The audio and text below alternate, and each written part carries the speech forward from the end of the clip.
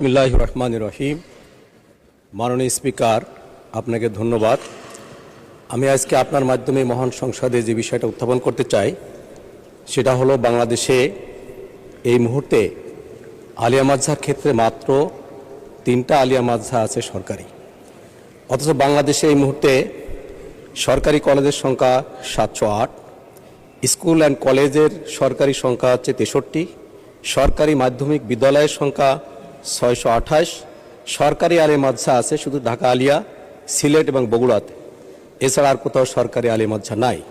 বাংলাদেশে এই মুহূর্তে মাদ্রাসার সংখ্যা 9300, কামিল, ফাজিল, আলিম এবং দাখিল ধরে বাংলাদেশে এই মুহূর্তে 28 লক্ষ ছাত্রছাত্রী মাদ্রাসায় লেখাপড়া করে।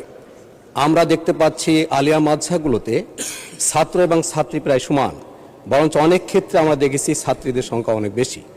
আমি আজকে এই মহান সংসদে বলতে চাই যে বাংলাদেশের যে আধুনিক শিক্ষার ক্ষেত্রেও আলিয়া মাদ্রাসা পিছনে নাই, এবং বাংলাদেশে যদি আমরা বিভিন্ন পাবলিক বিশ্ববিদ্যালয়ে ভর্তির ক্ষেত্রে দেখি, আমরা মেডিকেলে দেখি, সকল জায়গায় দেখা যাবে আলিয়া মাদ্রাসার ছাত্ররা অনেক ভালো রেজাল্ট তারা সেখানে করছে।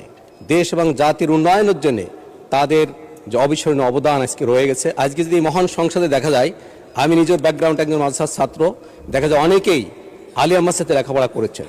কিন্তু আমি আজকে আপনার মাধ্যমে, মাননীয় শিক্ষামন্ত্রী, উপমন্ত্রীও নাই, আমি শিক্ষামন্ত্রীকে বা আপনার মাধ্যমে দৃষ্টি আকর্ষণ করতে চাই, বাংলাদেশের কমপক্ষে প্রতিটা জেলায় একটি মাদ্রাসা সরকারিকরণের মাধ্যমে এদেশের ছাত্রছাত্রী যাতে সরকারি সুযোগ সুবিধা পায়, লেখাপড়ার জন্য আরও ভালো কিছু করতে পারে, তার যাতে ব্যবস্থা গ্রহণ করা হয়। আপনাকে ধন্যবাদ।